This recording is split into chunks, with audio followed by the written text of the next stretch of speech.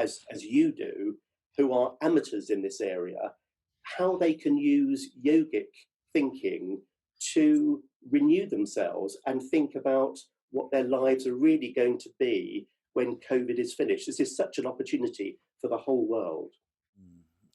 Erin, if I say something which is abrasive, please pardon me, uh, because so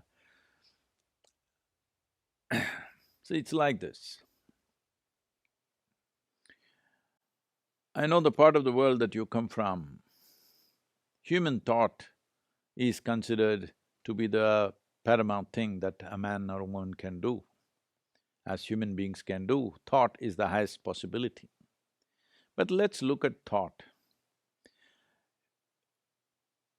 Your thought is a consequence of whatever data you have gathered through various experiences of life. Am I correct? It's like data is constantly being absorbed by our five senses, by seeing, hearing, smelling, tasting, touching. In these five major ways, we are acquiring data all the time. From this data, we are generating thought. Well, somebody may have simplistic thoughts out of it, somebody may produce permutations and combinations of whatever data they have, which looks complex and sophisticated, but essentially it is only recycling of the existing data that we have. So in the yogic culture, we do not give any significance to what you think or what anybody thinks, because it's just recycling of something that is already there with you. You will have no new territory coming under you with thought. It is just newer and newer possibilities of mixtures, newer and newer cocktails you can make out of it, but it is the same thing. So, thought is not of any consequence in the yogic way of looking at life. So one thing that we want to do with… See, there are two kinds of dramas going on within the human beings, which cause enormous suffering to people. One is physiological drama, another is psychological drama.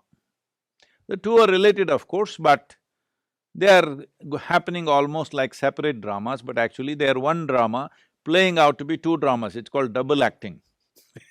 They're the same stuff, because the chemistry of the body definitely determines how you think, how you feel and how you express yourself, everything.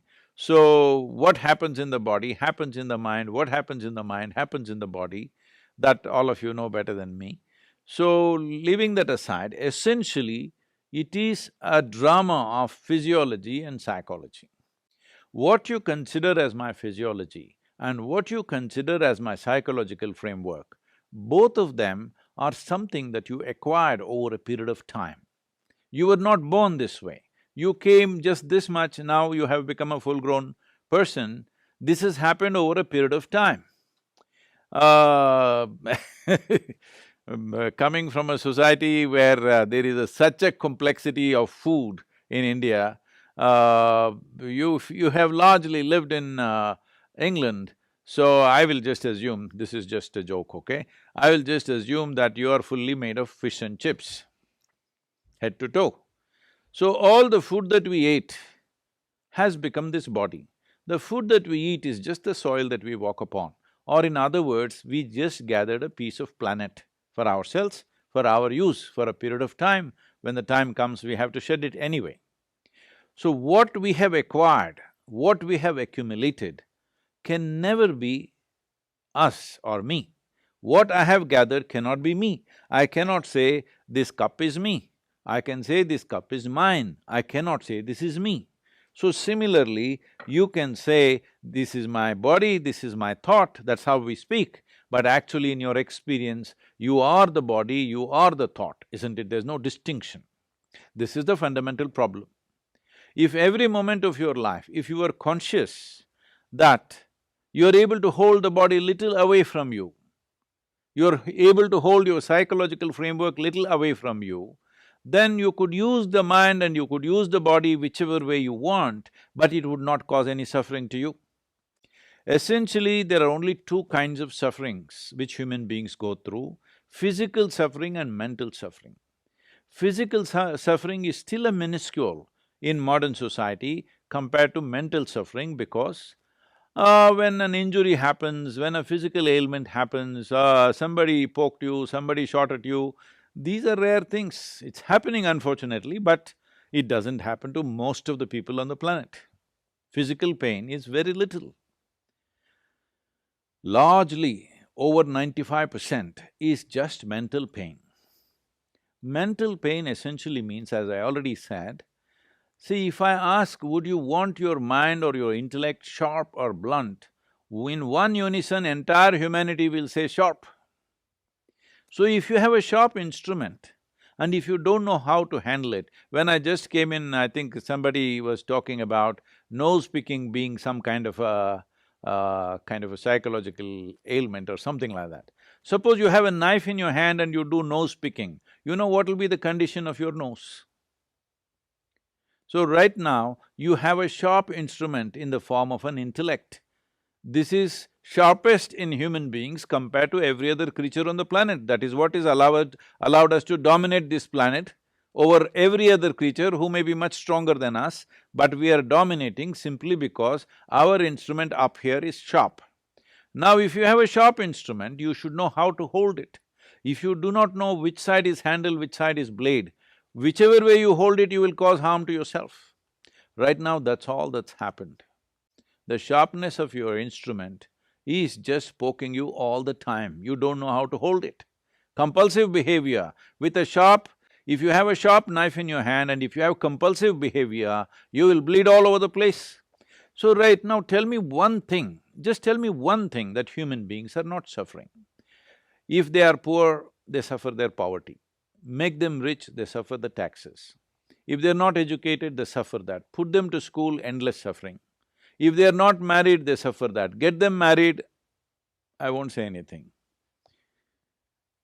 Just about anything and everything human beings are suffering, isn't it? So the suffering is not in the life, the suffering is in the way you hold your own mind. You do not know how to hold a sharp instrument. This is why I said, if you had the brain of an earthworm, you would be very peaceful, no yoga, no meditation, nothing would be needed for you. Only because your mind has become sharp, how you hold it becomes very of paramount importance. If you don't hold it right, either cause to damage to somebody else or to yourself. How much damage we have caused to every other life on this planet? All this because of the sharpness of our intellect, isn't it? If we did not have a mind like this, if we had half the stuff that we have, oh, we would be so eco-friendly, believe me, and we would be so meditative meditation wouldn't even be necessary for us, we would be just fine. So essentially, what is a tremendous potential, we have turned it into a problem because we don't know how to use it. Any instrument is like this, any mechanism is like this. If it is of great potency, there is also a great danger attached to it if you do not know how to deal with it. If you are walking, the risk of you breaking your head, limited but possible. If you run, more possible. If you bicycle, if you're on a cycle, much more possible. If you're on a motorcycle, much more possible. If you get onto an airplane, much more possible. If you get onto your spacecraft, super possible, isn't it? So the same thing, as evolution happened, as this became sharper and more competent and more sophisticated, it is a tremendous possibility and also a tremendous problem if you don't know how to deal with it. The same things, all the things that I mentioned, from legs, running legs to walking legs to bicycle to motorcycle, what does this mean? Higher possibility, isn't it? Higher and higher possibility. Higher possibility also means more complex problems if we do not know how to deal with it. We claim we are the most intelligent people or the most intelligent creature on the planet, but in my understanding of life, intelligence should be a solution. Now, intelligence is a problem, what kind of intelligence is this, I'm asking? For most human beings, their intelligence is a terrible problem. They are not using it as a tremendous gift or a possibility, they are using it as creating problems for themselves and for every creature on this planet. If you cannot even sit quietly in one place joyfully, this means there is a mental ailment. If I have to diagnose people, if you cannot sit here by yourself joyfully,